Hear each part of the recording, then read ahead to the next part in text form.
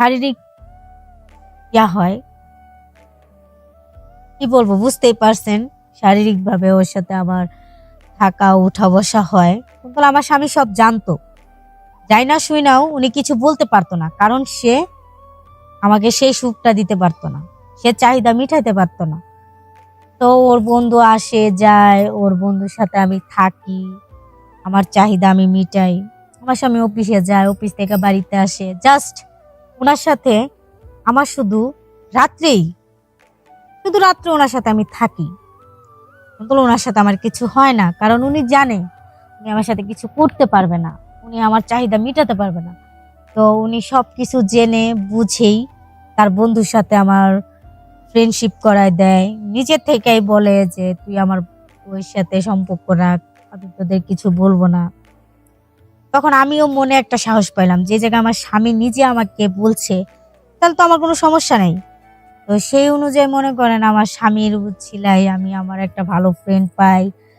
ও আমার একদিক দিয়ে ভালো ফ্রেন্ড, একদিক দিয়ে আমার দেহর জ্বালা মিটাইতে পারে, ওর সাথে আমার সব হয়। জাস্ট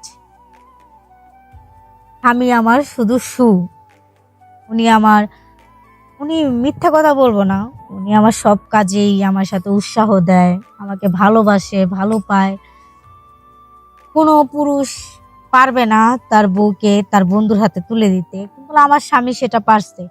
কারণ উনি জানে যে আমি যে মেয়েটাকে বিয়ে করে নিয়ে আসছি, ওর চাহিদা পূরণ না করতে পারলে ও আমার সংসারে থাকবে না। সেজন্য আমি যাতে ওনার কাছে থাকি, ওনাকে ভালোবাসি, সেজন্য সে সব কিছু মেনে নেয়। আসসালামু আলাইকুম, সবাই কেমন আছেন? আশা করি ভালো আছেন। আমি আপনাদেরই বোন, মেয়ে, কারো মা, এরকম কিছুই।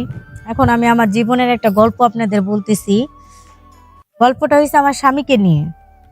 আর আমার নাম হয়েছে ইয়াসমিন, আর আমার বাড়ি হয়েছে নোয়াখালী। আমি থাকি ঢাকায়। তো এখন যে গল্পটা বলবো সেটা আমার স্বামীকে নিয়ে। আমার বাবা মা প্রায় আজ থেকে 2 বছর আগে আমাকে একটা ছেলের সাথে বিয়ে দেয়। অবশ্যই আমার শ্বশুর বাড়ি ময়মনসিংহে। তো বিয়ের পর সংসার করি, কিন্তু বিয়ে হয়েছে, সংসার করতেছি, কিন্তু মনের মধ্যে শান্তি নেই। কারণ যাকে নিয়ে সংসার করব সে আমার মনের মতো না। সে দেখতে চেহারা ভালো, এমন বলবো না যে দেখতে খারাপ, এমন কিছুই না। সে দেখতে সব ঠিক থেকে পারফেক্ট আছে, কিন্তু একদিক দিয়ে পারফেক্ট নাই। সেটা হয়েছে কি, যৌন মিলন, ওইটার দিক দিয়ে পারফেক্ট নাই। তো আমি তো ওইভাবে ওনার সাথে সংসার করতে পারবো না। কারণ একটা মেয়ে যখন বিয়ে হয় তার মনে খুব শখ থাকে যে স্বামীর বাড়ি যাবে, স্বামীর সাথে সংসার করবে, ভালো হবে। আর মেয়ে মানুষের জীবনে সবচেয়ে বেশি স্বামীর সহবাসটাই সবচেয়ে কাছের হয়। কারণ একটা মেয়ে একটা ছেলের কাছে যাই তার দেহের চাহিদা মিটানোর জন্য। তো যদি সেই চাহিদা স্বামী না মিটাইতে পারে তাহলে কার কাছে যাবে? তো যাক, এভাবে করতে করতে প্রায় 1 বছর সংসার হয়ে গেছে। হয়ে যাওয়ার পরে হঠাৎ একদিন আমার স্বামীর বন্ধু আমাদের বাড়িতে আসছে বেড়াইতে। আসার পরে ওরে দেখে আমার খুব ভালো লাগে, ও আমার সাথে কথা বলে খুব ভালো। তো ওর সাথে আস্তে ধীরে ধীরে করতে করতে ওর সাথে আমি ভালো একটা গভীর সম্পর্কে ঢুকে যাওয়ার পরে ওর সাথে আমার বেশ কিছুদিন শারীরিক হয়, কি বলবো বুঝতেই পারছেন। শারীরিকভাবে ওর সাথে আমার থাকা উঠা বসা হয়, কিন্তু আমার স্বামী সব জানতো। যাই না শুই নাও উনি কিছু বলতে পারতো না, কারণ সে আমাকে সেই সুখটা দিতে পারতো না, সে চাহিদা মিটাইতে পারতো না। তো ওর বন্ধু আসে যায়, ওর বন্ধুর সাথে আমি থাকি, আমার চাহিদা আমি মিটাই। আমার স্বামী অফিসে যায়, অফিস থেকে বাড়িতে আসে, জাস্ট ওনার সাথে আমার শুধু রাত্রে ওনার সাথে আমি থাকি, কিন্তু ওনার সাথে আমার কিছু হয় না, কারণ উনি জানে উনি আমার সাথে কিছু করতে পারবে না, উনি আমার চাহিদা মিটাতে পারবে না। তো উনি সব কিছু জেনে বুঝেই তার বন্ধুর সাথে আমার ফ্রেন্ডশিপ করায় দেয়, নিজের থেকেই বলে যে তুই আমার বউয়ের সাথে সম্পর্ক রাখ, আমি তোদের কিছু বলবো না। তখন আমিও মনে একটা সাহস পাইলাম, যে জায়গায় আমার স্বামী নিজে আমাকে বলছে তাহলে তো আমার কোনো সমস্যা নেই। তো সেই অনুযায়ী মনে করেন আমার স্বামীর উছিলায় আমি আমার একটা ভালো ফ্রেন্ড পাই। ও আমার একদিক দিয়ে ভালো ফ্রেন্ড, একদিক দিয়ে আমার দেহর জ্বালা মিটাইতে পারে, ওর সাথে আমার সব হয়। জাস্ট স্বামী আমার শুধু উনি আমার, উনি মিথ্যা কথা বলবো না, উনি আমার সব কাজেই আমার সাথে উৎসাহ দেয়, আমাকে ভালোবাসে, ভালো পায়।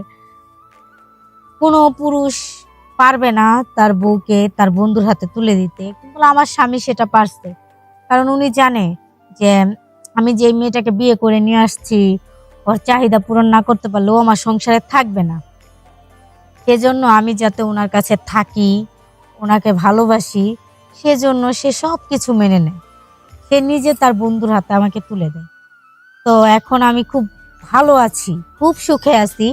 স্বামীর সাথেও সংসার করতেছি, বাহিরে বন্ধুর সাথে কাটাতে পারছি, চাহিদা মেটাতে পারছি, আমি সব দিক দিয়ে পারফেক্ট আছি। আর এখন আমি খুব খুশি। প্রথম প্রথম হয়তো বিয়ের 1 বছর আমি খুব কষ্টে ছিলাম, ভালো লাগতো না, খুব কান্নাকাটি করতাম যে বাবা মা দেখে শুনে এমন একটা ছেলের কাছে বিয়ে দিছে, সে সে আমার চাহিদাই পূরণ করতে পারে না, সে আমার কাছে আসেই না। কারণ আসবে কি করে, সে সেই কাজটা করতেই পারে না।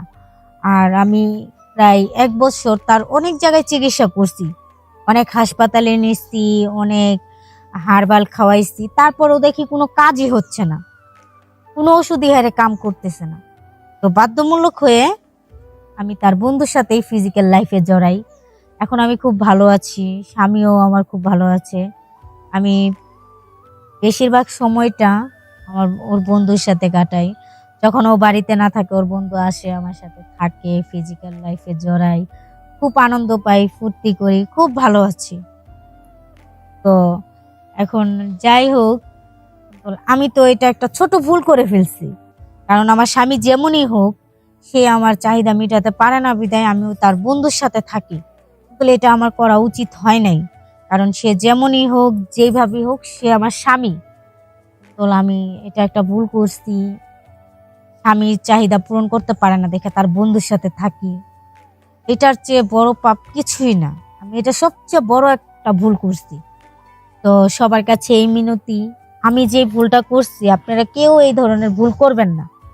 কারণ স্বামী খারাপ হইলেও স্বামী, ভালো হইলেও স্বামী, সে যদি কিছু নাও পারে সে আমার স্বামী। তো আমি সবার কাছে এই এক আবেদন নিয়ে বলছি, আমার মতো এরকম ভুল কেউ করবেন না। আর সবাই আশা করি স্বামীর প্রতি শ্রদ্ধা, ভালোবাসা ঠিক এক সমানই থাক। আমার মতো স্বামীকে থুয়ে স্বামীর বন্ধুর দিকে নজর দেওয়াটা ঠিক না। স্বামী যদি চাহিদা পূরণ নাও করতে পারে, তারপরেও চেষ্টা করবেন স্বামীর কাজটা আদায় করে নেওয়ার, যেভাবেই হোক তার সাথে থাকার চেষ্টা করবেন।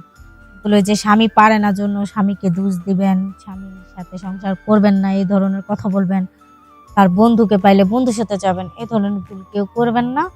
তো সবার কাছে আমি এই গল্পটা বললাম, সবাই আমার জন্য দোয়া করবেন, সবাই ভালো থাকবেন, আল্লাহ হাফেজ।